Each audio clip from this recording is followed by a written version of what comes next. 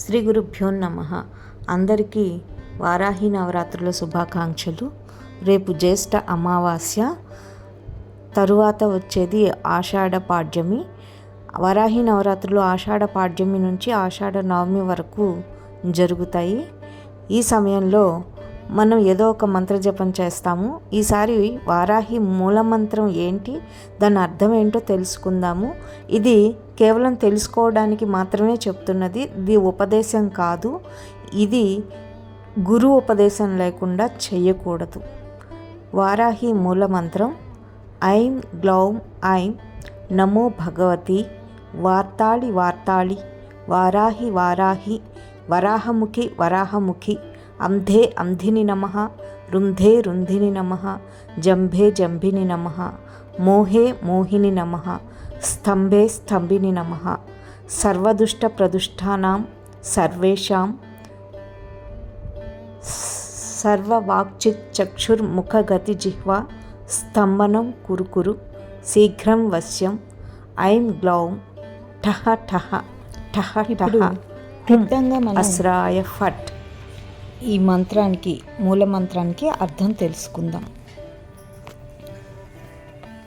సరస్వతి రూపంలో జ్ఞానాన్ని, లక్ష్మీ గణపతి రూపంలో స్థిరత్వాన్ని, శుభాన్ని, శ్రేయస్సును ఇచ్చి సృష్టికి మూలమైనటువంటి అమ్మకు నమస్కరిస్తున్నాను.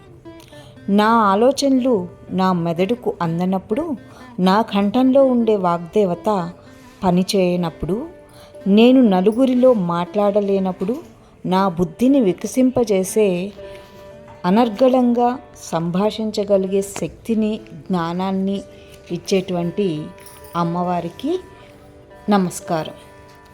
చీకట్లో కొట్టుమిట్టాడే నన్ను వెలుతురు వైపు నడిపిస్తూ వరాహ రూపంలో నోటిలోని దంతం బయటికి వచ్చి నా మీద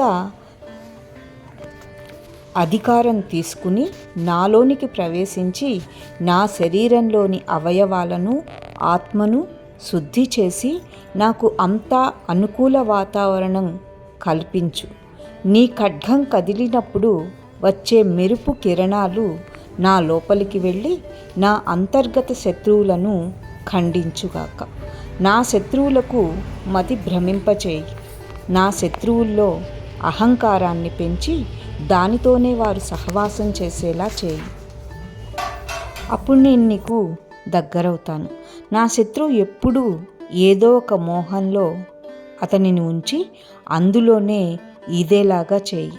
నా శత్రువుని కదలిక లేకుండా చేయడం వల్ల అతను స్తంభించిపోతాడు, కాబట్టి నన్ను బాధించడు. నా అంతర్గత శత్రువులైన అరిషడ్వర్గాలను, నాలోని చెడును, ద్వేషాన్ని, ఎప్పుడూ నా మాటను, పనిని, నా కళ్ళను, ముఖాన్ని, నా నడకను, నా రుచిని చెడు మార్గం వైపు వెళ్లకుండా ఆగిపోయేలాగా చేయి. నువ్వు తొందరగా రా, వచ్చి నాలో ఉండేటువంటి అంతర్గత శత్రువుని నా ఆధీనంలోకి తీసుకుని రా. నువ్వు నాకు మంచి చేయడానికి ఆగిపోయి నా శత్రువులందరినీ ఆపివేయి. నాలోని ప్రతికూల శక్తులైన అరిషడ్వర్గాలు ఏవైతే ఉన్నాయో వాటిని నీ భక్తి అనే ఆయుధంతో తొలగించు అని ఈ మూల మంత్రానికి పూర్తి అర్థం.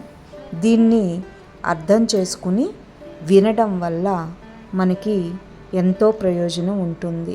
మనలోని అంతర్గత శత్రువులు నశించిపోతాయి. మన ఎదురుగా ఉండేటువంటి శత్రువులు కూడా మనకి దూరంగా వెళ్ళిపోతారు. మనలోని భయం పోతుంది. నలుగురి మధ్య అనర్గళంగా మాట్లాడగలిగే శక్తి వస్తుంది.